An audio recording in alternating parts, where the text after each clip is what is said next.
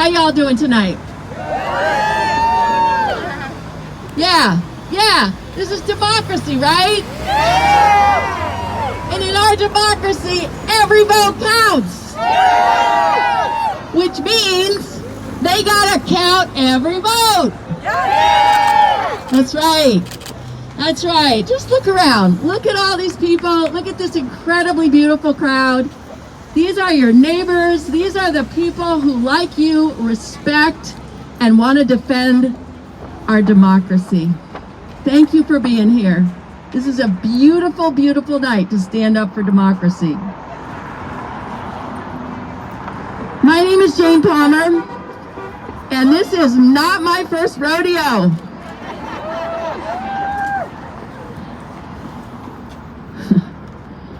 I've been looking at my life's history.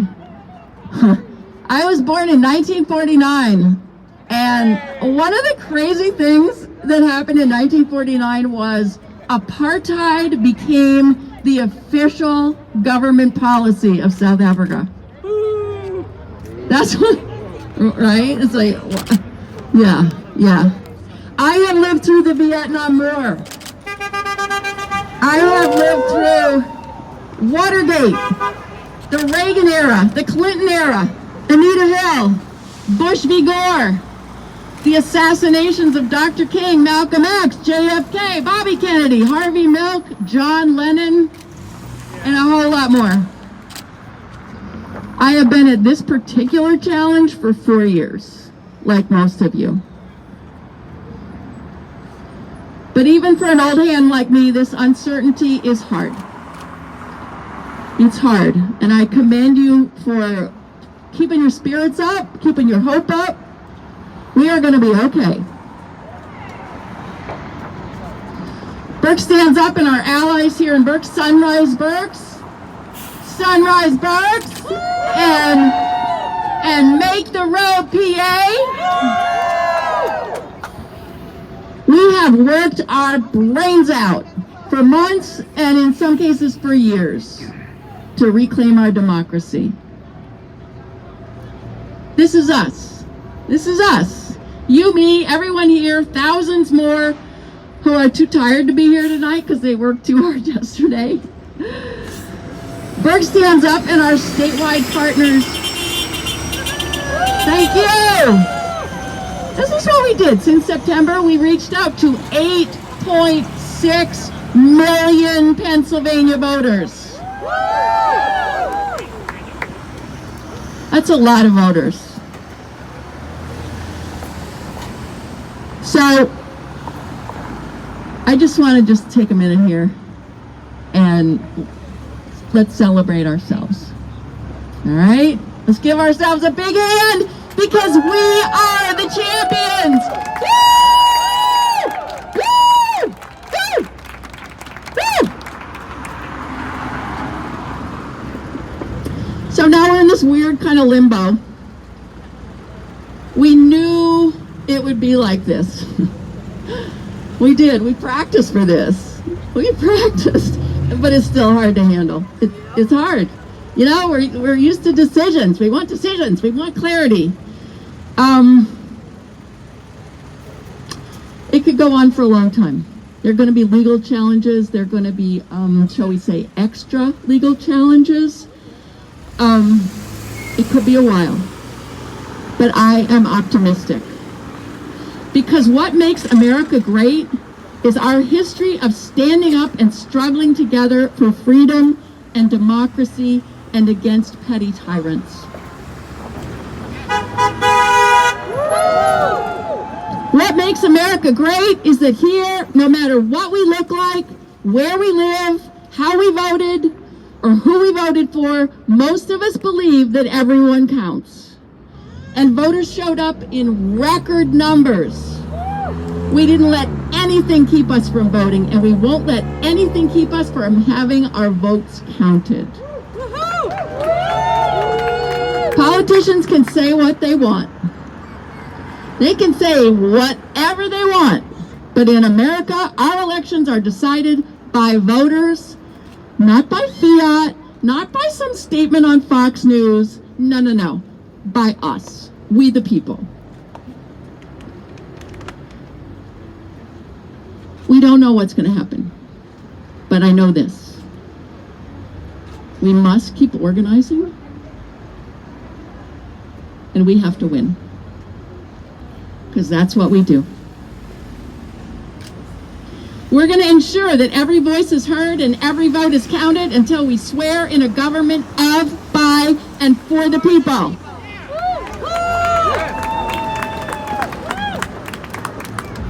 If Trump wins re-election, God help us, we will organize to stop the damage he will continue to inflict on us, our people, and our planet. If Joe Biden wins, we will organize to make sure he follows through on his boldest campaign promises.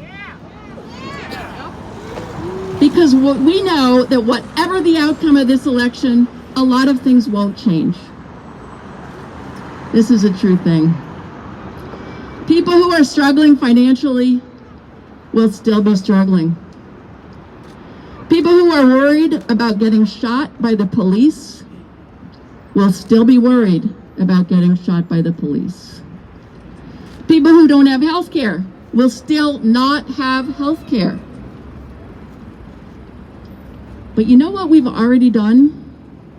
We have improved the conditions for change. We have already organized an amazing movement. Like I said, I've seen a lot of movements. I've seen a lot of movements in my time. This one is amazing. This one is big and beautiful and diverse and powerful. And we have already changed the conditions for change. Whoops. Tough thing about wearing a mask is your phone doesn't know who you are.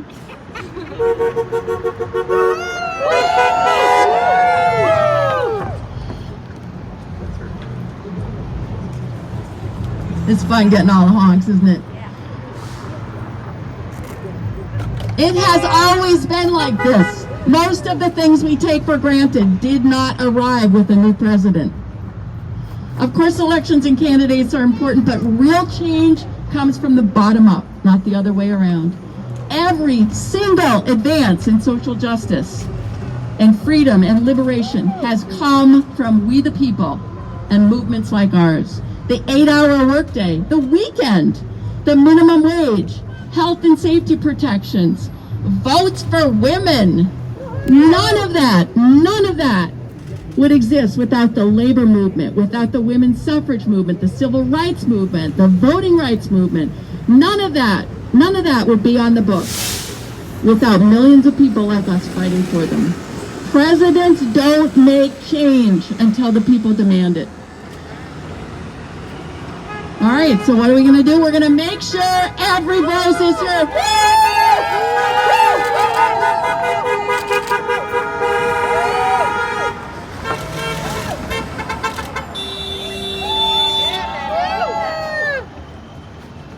We make sure every voice is heard and every vote is counted. And then we get back to work to make sure that our families have what we need. Because everybody, I really believe this, everybody wants the same thing. Everyone wants to live in peace. Everyone wants to be able to breathe clean air and have clean water. Everyone wants health care. They have done their level best to divide us by race and class, by pitting one group against another, but we see right through it, and we won't let them do that. All right, I am really happy to introduce Rabbi Brian Michelson from Oheb Shalom.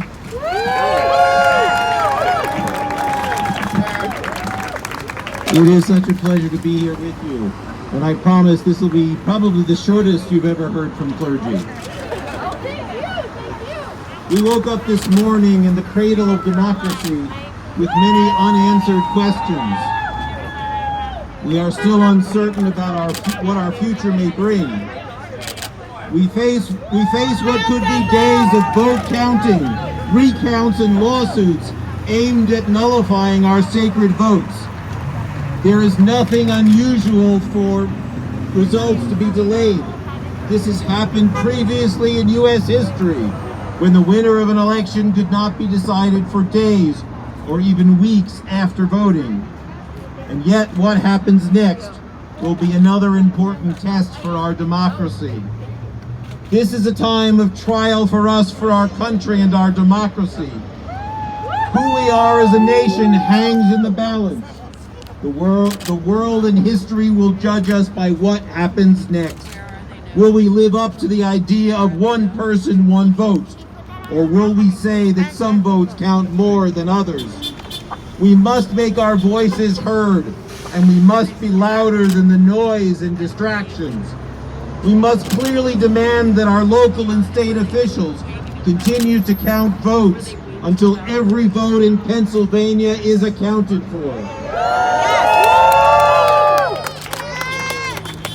We must be loud, but we must also be respectful. We do our cause and our community and our country no good if we lower ourselves to name-calling or turn to violence.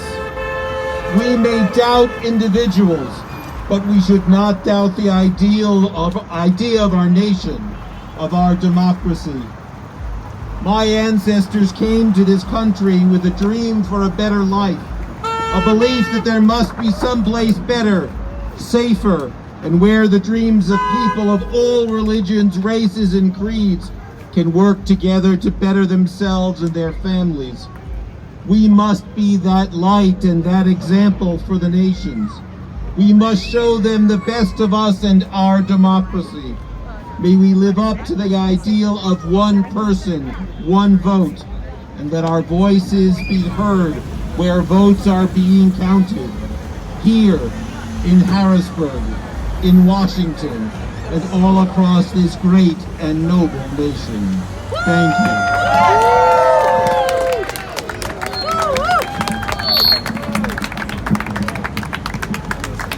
Thank you, Rabbi Michelson.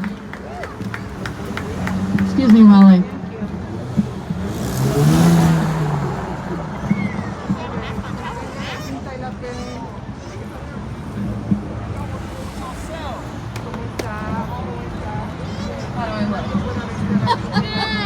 Where's Celine? Celine, I need to know who to invite next. Patty. Patty! Patty, where's my girl Patty? I am so thrilled to introduce Patty Torres. Patty Torres is the organizing director with Make the Road Pennsylvania. And Berks Stands Up and Make the Road and Sunrise are, we just have a beautiful partnership. We show up for each other. We don't always represent the same people necessarily. We don't always look the same, but we want the same things and we are fighting together. Yes. Yeah. All right, you ready, Patty?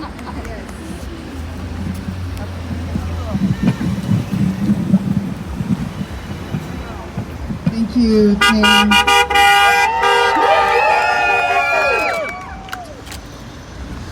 Hello, everyone. My name is Patti Torres. I'm the organizing director with Make the Road Pennsylvania.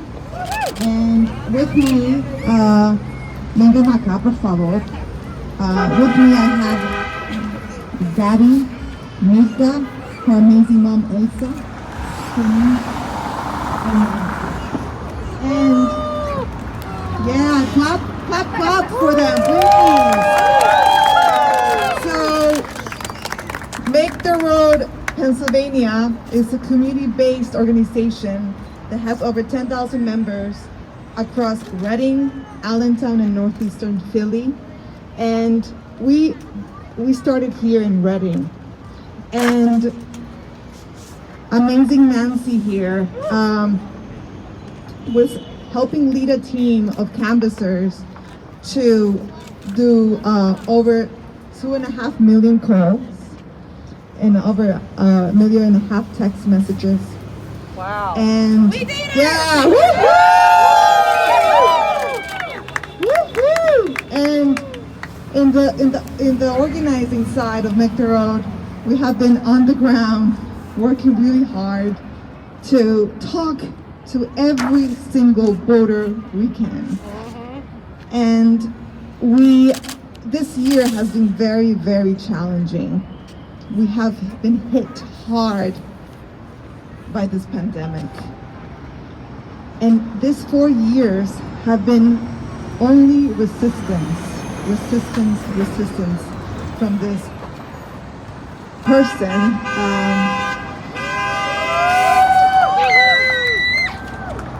I don't know if I should call him a person because he has been dehumanizing our people. But I think that it's so I'm so inspired. I've been so inspired every day resisting with this amazing community. And I am actually going to share with you, given the pandemic, how we have been approaching our members, our Latino members. And after I'm done speaking in English, I'm going to give a couple of words in Spanish because I have amazing Elsa here that is monolingual Spanish speakers, and so I'm gonna actually share with you our script because I think that it's unique in terms of the circumstances. When our members have called Latino voters here that are struggling, that have lost their jobs, unemployed, that are on the brink of homelessness, so devastated by this pandemic here in the city. We are saying, hello neighbor, how are you? How this pandemic has impacted you? We start our conversation there. We have built a solidarity fund where we have been able to give some money to most in need. We also have been helping those that are with issues of housing to apply for the rent relief program as well. And that's how we go about the conversation. We talk to them about their issues and how are they being impacted by the issue. And we address that by meeting them where they are and also doing political education so that they know that their vote, those that can, their vote is so important. And that's how we have been able to mobilize so many Latinos here in Reading and in Allentown and in others in Philly. And so I'm going to actually close by saying something that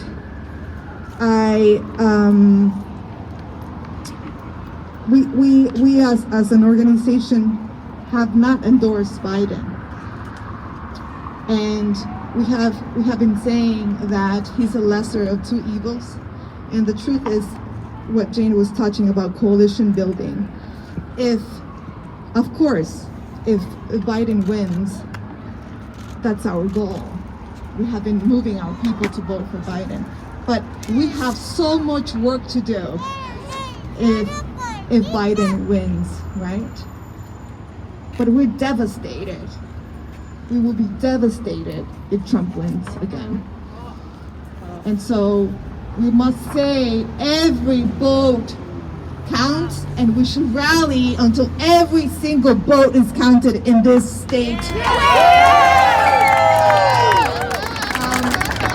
Elsa, quiero decirle que gracias por todo el trabajo que usted y nuestros miembros líderes están haciendo. Gaby, Zenit, ustedes han hecho un trabajo extraordinario y yo sé que cada esfuerzo va a valer la pena. Claro que sí. Thanks everyone. ¡Sí se puede! ¡Sí se puede! ¡Sí se puede! ¡Sí se puede! ¡Sí se puede! ¡Sí se puede! ¡Sí se puede!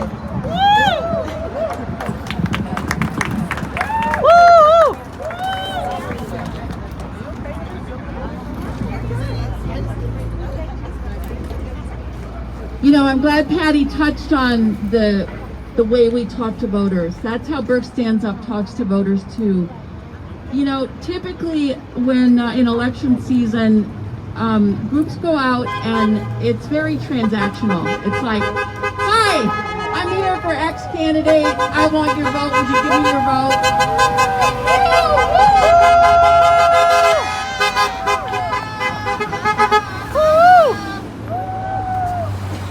It's like, give me your vote and you get, oh, thank you. We don't do that. We start our conversations exactly like Patty said. We say, hi, I'm so-and-so. How are you doing? How are you holding up? And we listen. And we hear their stories.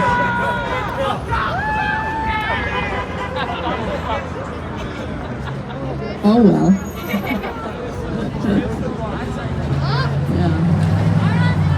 We build relationships with people and with each other because that's really where we're going, right? I mean, we want all these things. We want health care. We want somebody to take care of this stupid virus in a competent way.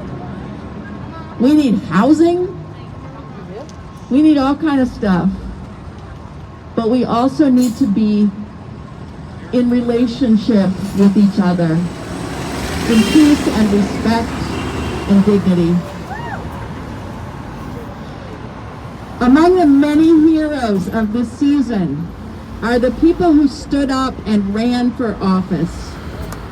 Running for office is incredibly hard. It takes a lot of money. It takes every ounce of your being, and you don't always win, but you give it everything you've got. I am really, really honored to have with us here today my friend Michael Blehar Jr. Michael is from the Kutztown area, and he ran against State Representative Gary Day. Yeah, Gary Day and all those guys and I say guys, I mean guys, in Harrisburg are just as much of a problem as those guys in Washington. So don't ever think it's just about one race. It's about these heroes.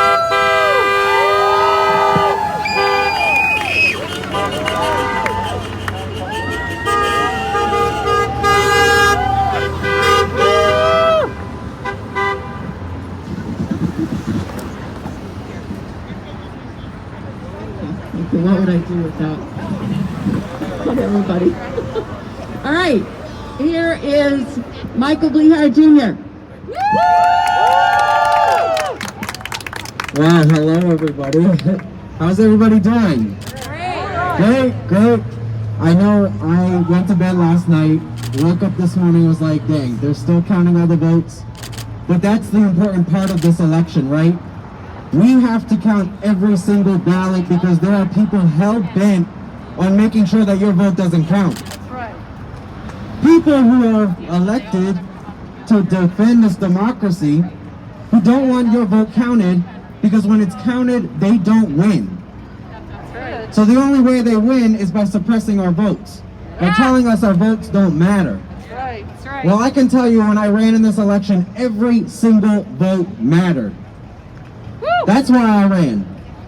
Because it is time for significant change in our country. There is too much at stake. We all know this. Look at all of the crazy things we face just this year alone. From coronavirus, to people losing their health care, their jobs, taking huge pay cuts. I'm among those people. And as a young person at 25, an openly gay person running in a rural community, I am happy to say that we have had lots of great support. And no matter what the results of this election are, I am not gonna stop fighting for all of you. I'm not done. This fight is going to continue. Because even if people get elected and we want to be there, we still have to hold them accountable for what they say they're going to do. So you will see me in Gary Day's office. You will see me around. I am going to hold our elected leaders accountable to their actions because we got a lot to fix. Thank you. Yeah, we do. Awesome, thank you. All right, let's give it up for Celine. All right, we're just gonna do some quick chanting to break up all the speaking because we've been speaking actually for a long time right now. So, what do we say tonight? Why are we out here? We're out here because we count every vote. Count every vote. Count every vote. Count every vote. Count every vote. Count every vote. Count every vote. Count every vote. Count every vote. Count every vote. Yeah, and then we're gonna do one more. Just oh man, I forgot it. I forgot the entire chant. It's like 2 lines. Thank you. Show me what democracy looks like! This is what democracy looks like! Show me what democracy looks like! This is what democracy looks like! Show me what democracy looks like! This is what democracy looks like! Show me what democracy looks like! This is what democracy looks like! Heck yeah! This is exactly what democracy looks like when we're all out here together demanding that our rights be protected. I'd love to take a moment and just introduce our next speakers here from Upending Racism and the Reading chapter of the NAACP. We have Elta Jackson Henry, we have Dion Stubbs, and we have Jennifer Hant coming up. Give them a hand. Thank you. Good evening, everybody. It's really hard to know what to talk about this evening, but I really want to start by saying the right to vote that we have is the truest expression of democracy. We did anticipate a wait for the final results, and now we are waiting for every vote to count. And I want to say something else. In this crowd here, thank you for everyone who participated in the election of 2020. If you are a voter, if you were involved in election protection, if you did voter registration or canvassing, if you were a poll worker, thank you. My name is Jennifer Hant, and I'm a member of the NAACP, and I'm also the founder of a group called Upending Racism. I'm going to start by talking about the NAACP, which is 110 years old. The NAACP holds in it the memory of many fights for justice in our country. In 110 years, there have been many fights. There have been victories, and there have been defeats. Our mission is to ensure political, educational, social, and economic equality of rights to all persons and to eliminate race-based discrimination. This is no small order. It takes all of us. I am proud to be a member of the Reading NAACP, Branch 2289, and I have recently been elected to be on the board of directors, and I am thrilled to be there to help in communication. I also want to introduce Dion Stubbs, who is our membership coordinator, and I want to introduce Elta Jackson Henry, who is our religious coordinator.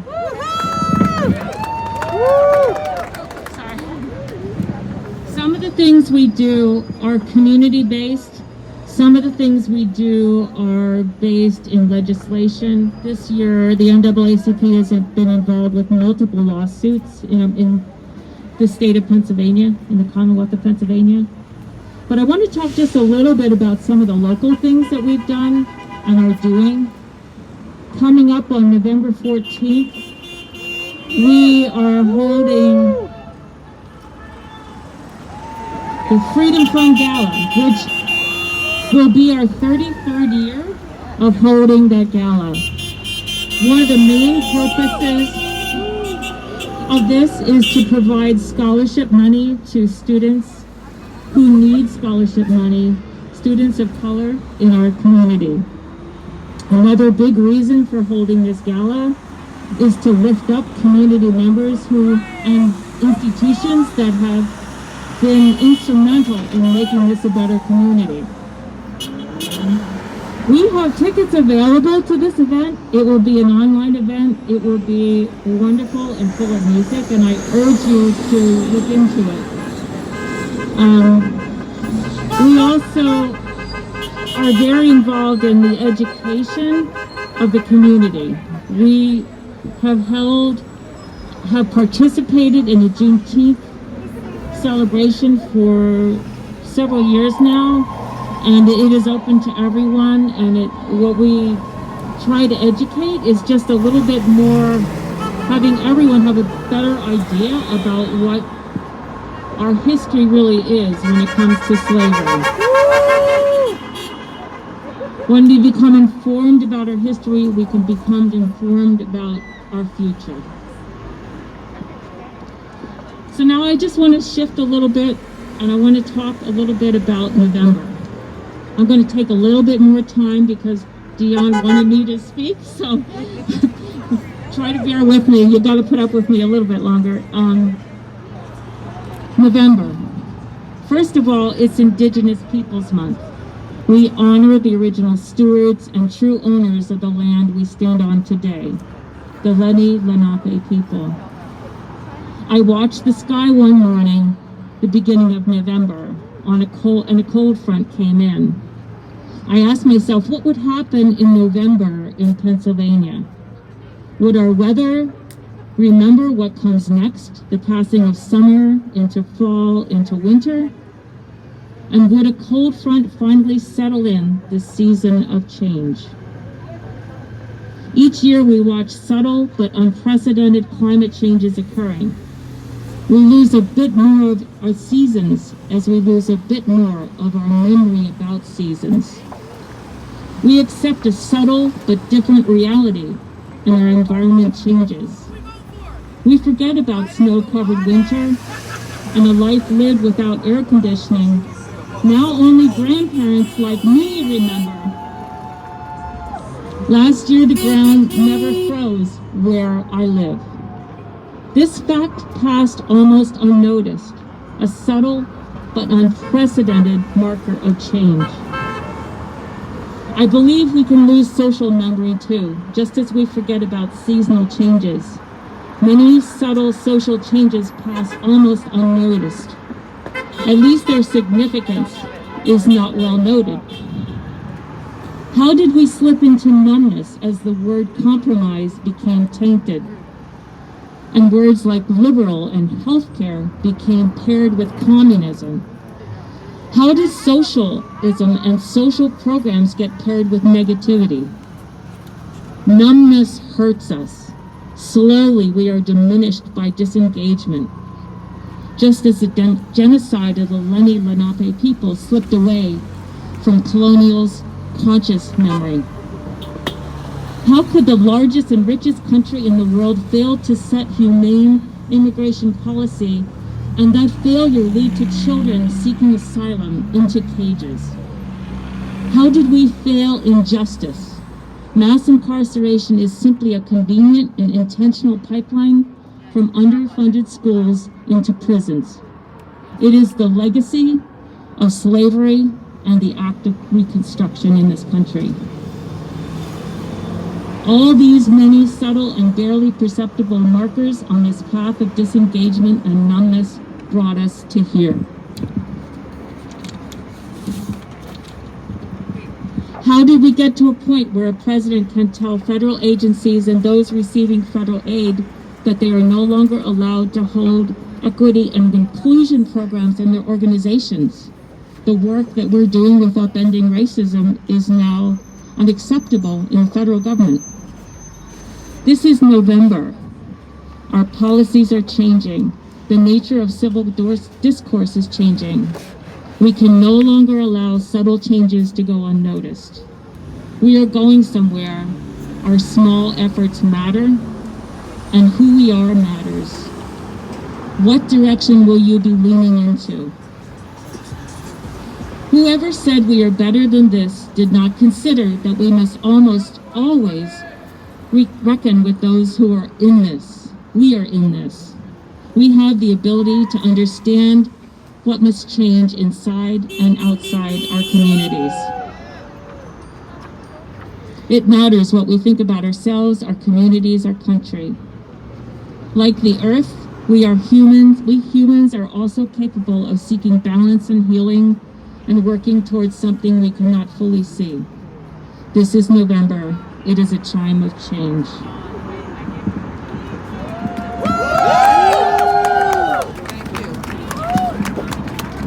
Okay, I'll be quick, okay? All right, so this morning I woke up feeling hopeless and defeated, but then I thought about a woman that was born the 20th child of a family in Mississippi. They were sharecroppers. They had to work the land to pay off a debt that they could never pay off. And she decided she wanted something better for herself. Her name was Fannie Lou Hamer. Yes! And she got beaten for the cause, but she wasn't defeated. She and her 17 volunteers tried to register to vote in a yellow school bus, and they got a ticket for $100 for the bus being too yellow. Can you imagine? She was undefeated, and we stand on her shoulders as well as the shoulders of Jane and Celine and Berks Stands Up and all of us working together. So you know what brings me to a feeling of hopefulness is when I sing. So I just want to sing one little verse of this little light of mine, I'm gonna let it shine. Oh, this little light of mine, I'm gonna let it shine.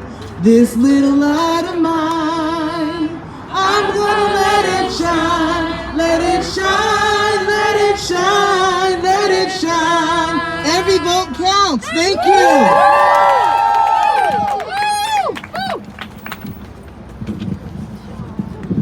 Wow, that was great. Thank you for that. Thank you for the poetry, Jennifer, and thank you for the song. I love it. I love it.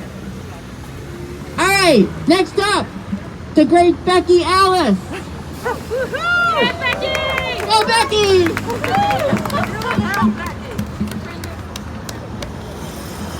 Hi everyone.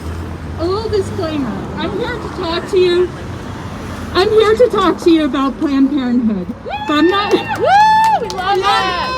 authorized to talk to you on behalf of Planned Parenthood, but I'm going to talk to you as a patient and as a volunteer for Planned Parenthood. Let me tell you something. Planned Parenthood is excellent because it provides affordable health care and affordable prescriptions to people who need it. It's so difficult to get affordable health care, and it shouldn't be.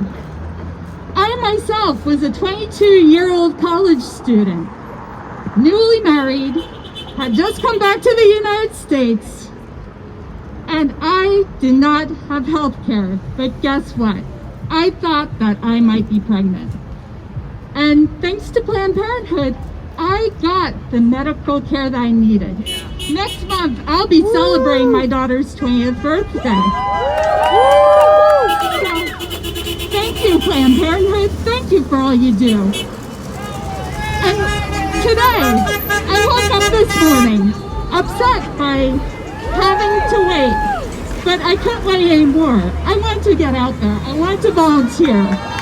So I got up and I drove to York this morning. I volunteered for Planned Parenthood.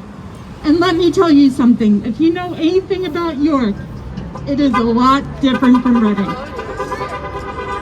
So, I very quickly found myself using my body as a human shield to protect patients going into the Planned Parenthood building. We should not have to fight for the right for safe health care. We should not have to beg our politicians to help us have free and affordable health care. We should be able to have that right without the politicians meddling in our business. And likewise, every vote should be counted. The politicians shouldn't be getting involved. The courts shouldn't be getting involved. My body, my choice. My vote, my voice. Every everybody, if you could please shout that with me. My body, my choice. My vote, my voice. My body, my choice. My vote, my voice. Nice. And count every ballot. Thank you. Thank you, Becky. Thank you, Becky. Y'all know how old I am now, right? I cannot believe that I have 2 daughters, and I cannot believe that they're going to have to fight for the same reproductive rights that I fought for when I was their age. Like, what the heck? What the heck? Even if Joe Biden wins, and we now know that Wisconsin and Michigan have been called,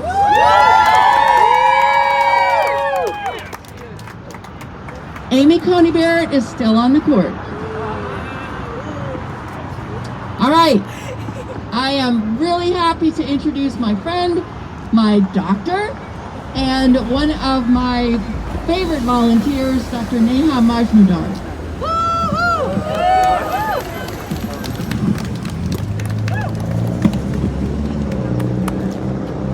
Jane asked me to talk for a couple minutes about why every vote counts, especially in this election. So in case we haven't all noticed, this is a pandemic that we're voting in. And so I'm going to actually start out by talking about people who have voted by mail and why they voted. And I'm going to share 2 stories with you. One was yesterday, as I was leaving for the polls to go work, I had a friend of mine who's another physician, and she was doing ballot chasing. And ballot chasing, for those that don't know, are rejected ballots. And Pennsylvania actually published a few whose ballot was rejected just from the outer envelope. So if you forgot to sign it, your ballot was rejected. And they actually published it. And from what I'm reading, some of the Republicans are actually fighting in Berks County to make that not county. So this doctor friend of mine said, before I go to work, I'm going to call some of these people on this list. She called one of them, and she talked to the daughter of a lady who was dying. And the lady started crying. She said, my mom's wishes were to make sure her vote counted. And there was no way to redeem it, because the only way to redeem it was to do a provisional ballot, which meant going to the polls. So here was a person who one of her last wishes was to make sure that she could vote. And in a pandemic, we were taking that one away. Then I have a story of a friend of mine who's actually a physician's wife. Her husband works day in and day out in the COVID floors. She voted early, and she called me yesterday and said, I am so thankful, because guess what? You know where I am? I'm in the hospital.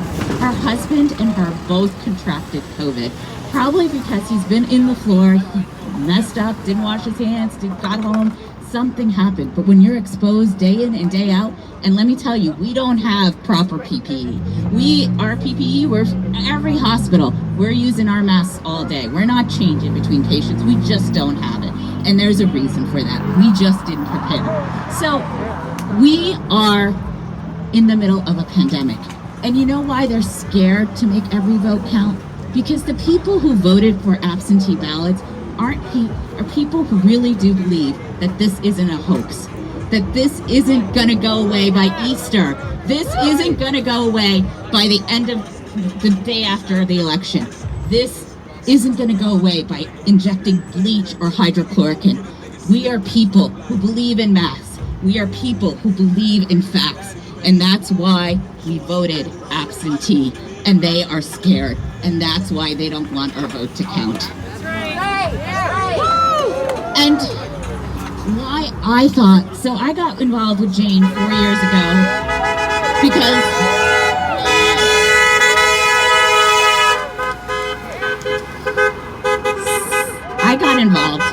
I, like many of you, woke up with after the election in total shock. Like, oh my God, how did this happen? And you know, I have been practicing for 20 years. I actually practiced before affordable health care, before Obamacare. And I can tell you the stories. I can tell you of people who came to me, who changed jobs, and because their new insurance wouldn't cover those pre-existing conditions for 6 months, it didn't matter. They were actually at an employed job, but they couldn't get their diabetes handled. They couldn't get their depression meds handled. And so I saw that. I saw people who are on Medicaid getting such poor care, and they couldn't get the same meds that a person who lives in Wyomissing in the best houses and the person in Reading. There was such a difference. We haven't fixed the problem. We haven't. But here, like Jane said, Amy Cora Barrett is on that court. And guess what? This month, they're probably going to throw that out. And guess what? Trump doesn't have a plan. He doesn't have a plan. And we need a plan. So, I'm going to take after Becky, and while I'm going to end this, I'm going to have us chant that healthcare is a right. Yeah. So, 1, 2, 3. Healthcare is a right. Healthcare is a right. Is a right. Sure is. Healthcare is our right.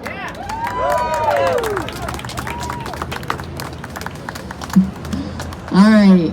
We got just a couple more folks to share with you, and then I'm going to let y'all go home.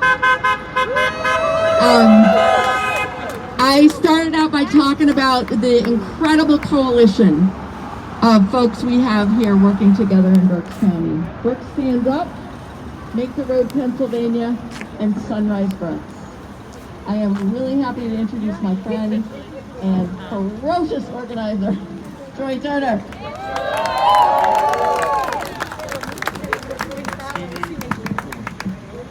Hi everyone.